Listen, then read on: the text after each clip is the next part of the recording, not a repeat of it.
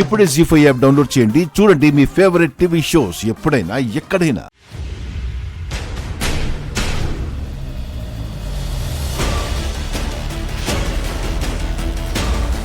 Debited 1 crore.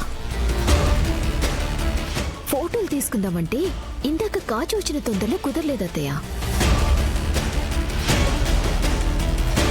అత్తయ్య కొన్ని photos తీరా.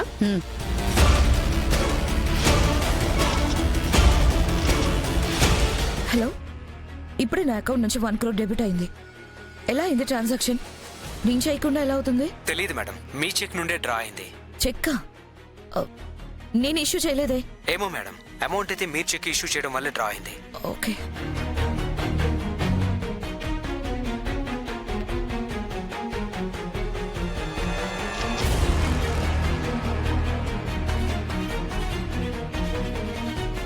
₹1 అవుతుంది మావయ్య, అంతే. ఇషికా ఇషికా ఇషికా ఇషికా ఇషికా ఇషికా అమ్మే, కౌశికి పిలుస్తా ఉండది. ఇప్పుడు ఈ హారం చూసిందంటే మొన్న ఫోటోలకి పూలహారం వేస్తుంది. ముంద తీసి లోపల పెట్టిరా. నిషికా, జాగ్రత్తగా పెట్టు. పోదాంపా. నిషికా, ఏంటమ్మా కౌశికి? చెప్తాను బాబాయ్. ఏమై ఉండదమ్మి అట్టా అరుస్తా ఉండవు? నిషికా నా చెక్ బుక్ లో నుంచి చెక్ చింపుకొని నా సంతకం ఫోర్జరీ చేసి ఆ ఆక్షన్ కి వెళ్ళింది పిన్ని.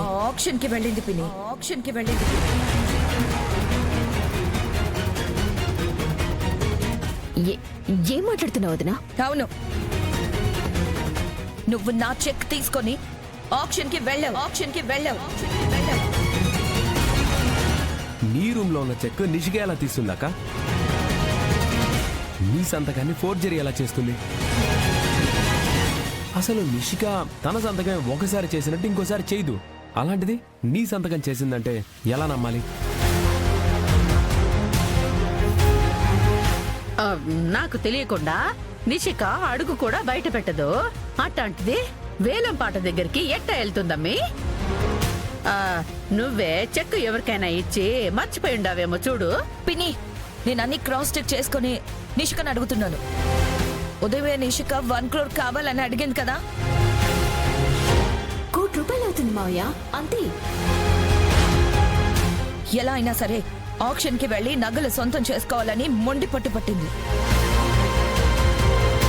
నేను వద్దనేసరికి నా రూమ్ లో ఉన్న చెక్ బుక్ లో ఒక చెక్ చింపుకొని నా సైన్ ని ఫోర్జరీ చేసి ఆ చెక్ తో ఆక్షన్ కి వెళ్ళింది.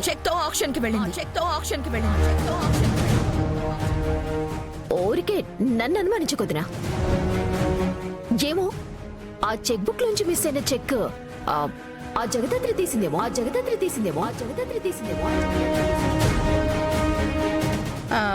అవును, తీసుండొచ్చు. ఎంతైనా దొంగ కూతురు కదా, ఆ లక్షణాలు ఏడిగిపోతాయి. అవునక్క, ఉదయం నుంచి వాళ్ళు కూడా ఇంట్లో లేరు కదా. ఆ చెక్ని వాళ్లే తీసుకొని వెళ్ళుండొచ్చు కదా. ఇంతవరకు నన్ను మా అమ్మ నాన్నే కొట్టలేదు. ఈ కౌశిక్ వదిన నన్ను కొట్టింది. ఆ జగదాత్రే కొట్టేలా చేసింది. జగదాత్రే గనక రాకుండా ఉండుంటే, ఆ ఫోటోలు చూపించకుండా ఉండుంటే ఏదో ఒకలా మేనేజ్ చేసి ఉండొచ్చు. ఇందాక మనం వాళ్ళ అమ్మని అన్న మాటలు మనసులో పెట్టుకొని ఛాన్స్ వచ్చింది కదా అని దూరిపోయి ఉండాది. వాళ్ళమ్మ కంటే మనమే పెద్ద దొంగలం అన్నట్టు సీన్ క్రియేట్ చేసి ఉండాది. ఈ జగదాత్రి వాళ్ళమ్మ నీతిమంతురాలేనట్టు మా అమ్మ నాన్న పెంపకాన్ని తప్పు పట్టింది. దాన్ని అంత తేలిక వదిలిపెట్టను. నా మీద చేయి చేసుకున్నా ఆ కౌశిక్ని కూడా నేను వదిలిపెట్టను.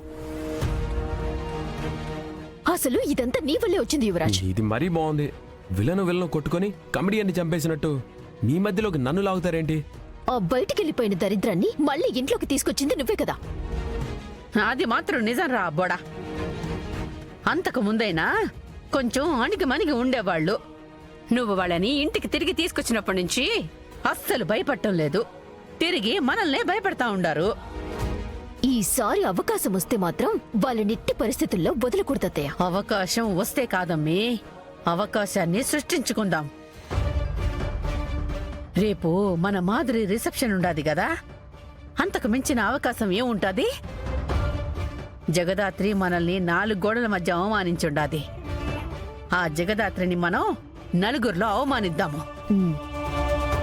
జగదాత్రి సంగతి మీరు చూసుకోండి, ఆ కేదార్ గాడి సంగతి నేను చూసుకుంటాను.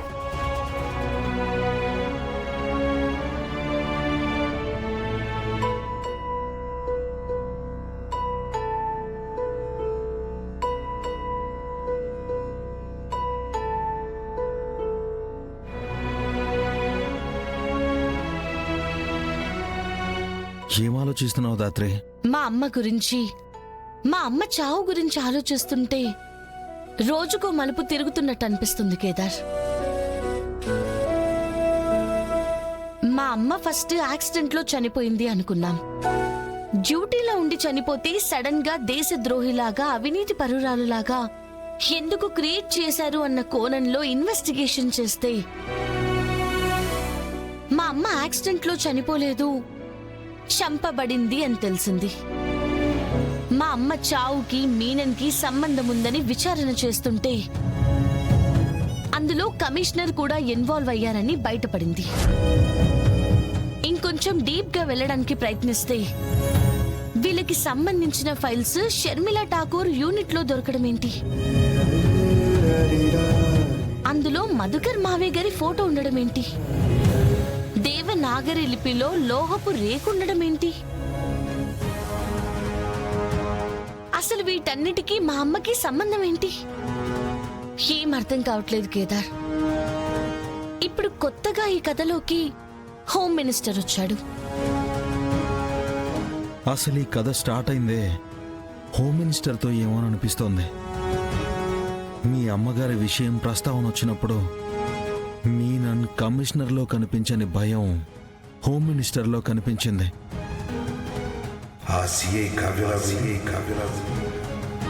పైగా పెద్ద తలకాయలు ఇన్వాల్వ్ అయ్యున్నాయని ఆయనే స్వయంగా హింట్ కూడా ఇచ్చారు.